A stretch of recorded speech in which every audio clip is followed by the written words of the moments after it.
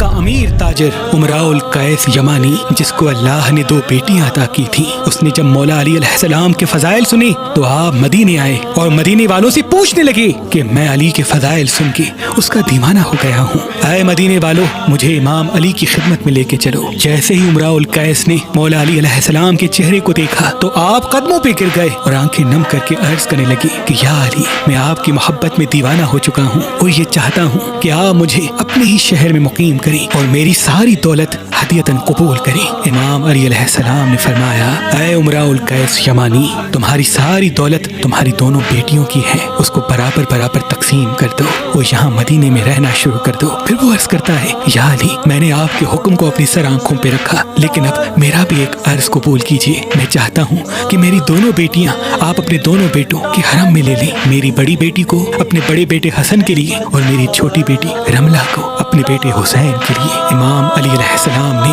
ان دونوں شہزادیوں کے رشتے قبول کیے اور بڑی بیٹی کا نام ام فرواہ رکھا اور امام حسن سے اس کا نکاح کروایا، اور چھوٹی بیٹی کا نام بی بی ام رباب رکھا اور امام حسین کا ان سے نکاح کر پایا۔ اور پھر مدینے میں ایک بہت بڑا گھر امام علی علیہ السلام نے ان کا بنایا اور وہ وہیں رہنے لگے۔ امراء القیس اپنی پوری دولت اپنی دونوں بیٹیوں میں برابر برابر تقسیم کرتے ہیں، پھر وہ اپنی زوجہ کے ساتھ مدینے میں رہتے ہیں۔ آپ کی اور آپ کی زوجہ کی قبر آج بھی جنت البقیع میں موجود ہے۔ بی بی رباب امام حسین علیہ السلام کے نکاح میں آتی ہیں تو آپ کی سخاوت پورے عرب میں مشہور ہونے لگتی ہے، آپ کے گھر سے کوئی بھی سوالی خالی نہیں جاتا۔ بی بی رباب بہت ہی کم گفتگو کرتی تھی، یہاں تک کہ اگر کوئی آپ سے سوال کرتا تھا تو آپ امام حسین کو مسکرا کے دیکھتی تھی اور دل ہی دل میں یہ چاہتی تھی کہ اس سوال کا جواب آپ کے امام حسین خود دیں۔ اور امام حسین بھی بی بی رباب سے اتنی محبت کرتے تھے کہ جب جب بی بی رباب اپنے والد کے گھر جاتی تھی تو آپ فرماتے تھے کہ مجھے وہ گھر اچھا نہیں لگتا جس گھر میں رباب اور سکینہ موجود نہ ہو۔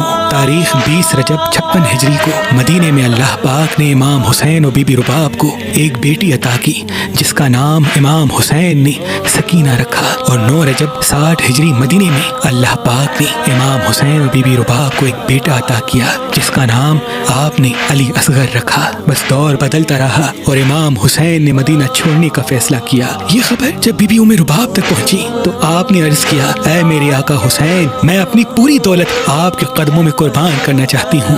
امام حسین نے فرمایا، ہمارے گھرانے میں یتیم بیٹیوں کی دولت پر حق جتایا نہیں کرتی، اے ام رباب اس دولت پہ تمہارا حق ہے۔ بس تمام بیبیاں امام حسین کے ساتھ قافلے میں شامل ہوتی ہیں اور یوں یہ قافلہ مدینے سے باہر نکلتا ہے۔ جب یہ قافلہ مدینے سے نکلا تب بی بی سکینہ کی عمر مبارک 3 برس 7 ماہ اور 4 دن کی تھی اور معصوم علی اصغر کی عمر مبارک صرف 18 دن کی تھی۔ جابر ابن میسم فرماتے ہیں، جیسے ہی امام حسین کا قافلہ مدینے سے باہر نکلا کہ جیسے 2 الگ الگ قافلے چل رہے ہوں، ایک وہ قافلہ جس میں پورا بنی ہاشم تھا اور دوسرا وہ قافلہ جو امام حسین کے قافلے کے پیچھے پیچھے آ رہا تھا جس میں جناب رباب اور ان کے خادمین تھے۔ بس جیسے ہی یہ قافلہ مکے پہنچتا ہے امام حسین بی بی رباب سے فرماتے ہیں، اے رباب اپنے تمام خادمین کو واپس مدینے بھیج دو کیونکہ اب ہم مکے سے اپنا وعدہ نبھانے کے لیے جا رہے ہیں۔ اور جب 6 ماہ کے بعد یہ قافلہ مدینے سے مکہ اور مکہ سے کربلا کا سفر کر کے پہنچتا ہے تو نواسائے رسول پہ ظلم کی انتہا ہو جاتی ہے۔ 2 محرم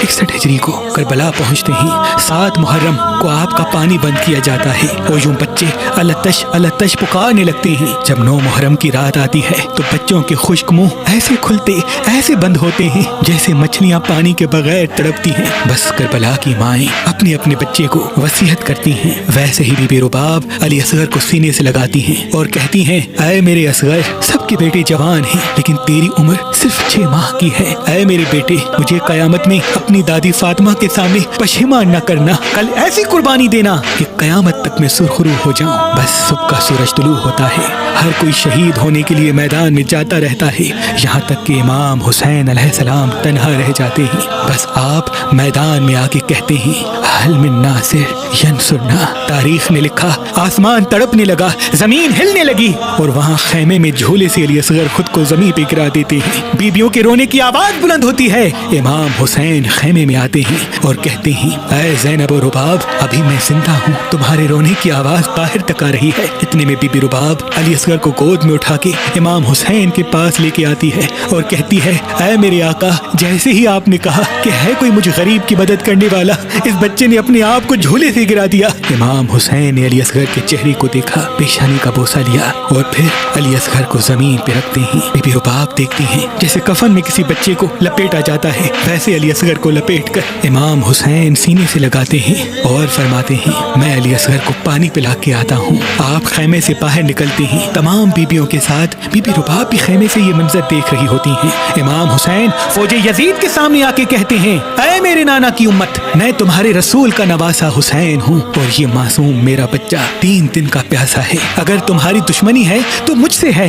इस मासूम बच्चे ने तुम्हारा क्या बिगाड़ा है? मुझे इस बहती हुई फराज से, जहाँ से मुसलमान, काफर, यहाँ तक कि तुम्हारे जानवर भी पानी पीते हैं, मुझे भी इस बच्चे के लिए थोड़ा सा पानी दे दो। 3 दिन मुसलसल प्यासा रहने की वजह से इसकी माँ का दूध खुश्क हो चुका है। इमाम हुसैन के ये मजलूमाना जुमले जैसे ही फौजे यजीद ने सुने तो वो अपने चेहरों को छुपा के उमर बिन साद को देखने लगी और कहने लगी, अल्लाह की लानत हो तुम पर, तू हमें बच्चों से लड़ने के लिए यहाँ लेके आया है। इस बच्चे को पानी दो वरना हम तेरा लश्कर छोड़ के जाते हैं। उमर बिन साद ने जैसे ही देखा कि यहाँ बगावत का माहौल फैल रहा है, वो फौरन दौड़ के हुरमला के करीब जाता है और कहता है, ऐ हुरमला, देख क्या रहे हो? इस बच्चे का निशाना लो और फौरन शहीद कर दो। हुरमला कहता है, ऐ उमर बिन साद, मेरे पास तो सिर्फ वही तीर हैं जिनसे जंगली जानवरों का शिकार किया जाता है, इस मासूम बच्चे को कौन सा तीर मारूं? उमर बिन साद कहता है, जो भी तीर तेरे पास है उससे इस बच्चे का निशाना ले। बस हुरमला निशाना लेता है। जैसे ही निशाना ले, तीर उसके हाथों से गिर जाता है। दूसरी मर्तबा कोशिश करता है, तीर उसके हाथों से फिर से फिसल जाता है। जब तीसरी मर्तबा भी ऐसा होता है तो उमर बिन साद गुस्से में कहता है कि तू अरब का सबसे बड़ा निशानेबाज है और तुझसे ये बच्चा नहीं मारा जाता। उमर बिन साद कहता है, मैं जैसे ही बच्चे का निशाना लेता हूँ तो पीछे खैमे से एक बीबी कुरान सर पे रख के रोती है, शायद ये इसकी माँ है। उमर बिन साद कहता है, तू खैमों की